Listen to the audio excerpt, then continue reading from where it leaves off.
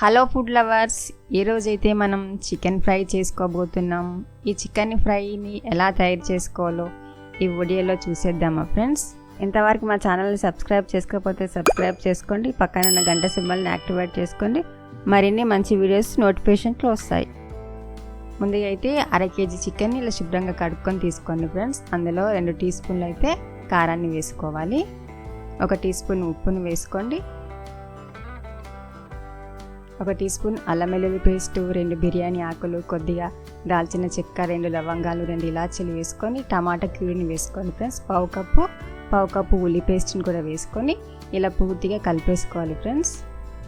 మసాలాలు మొత్తం చికెన్కి పట్టేలాగా కలుపుకోవాలి. ఇలా కలిపి పెట్టుకోవడం వల్ల చికెన్ ఫ్రై అయితే టేస్ట్ చాలా బాగా వస్తుంది ఫ్రెండ్స్.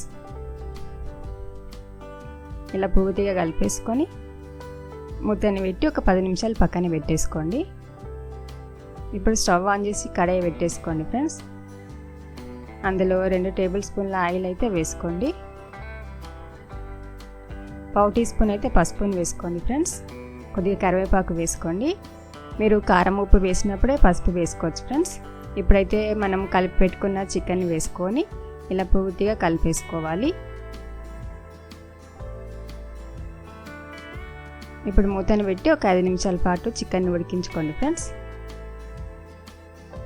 మధ్య మధ్యలో తీసి కలుపుతూ ఉండాలి చికెన్ని.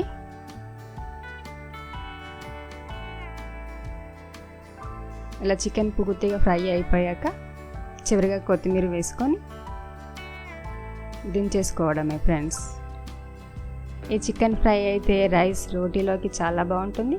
ఈసారి చికెన్ని తెచ్చినప్పుడు మీలా చికెన్ ఫ్రైని ట్రై చేయండి. మా వీడియో కనుక నచ్చినట్టయితే లైక్ చేయండి, షేర్ చేయండి, మా ఛానల్ని సబ్స్క్రైబ్ చేసుకోండి.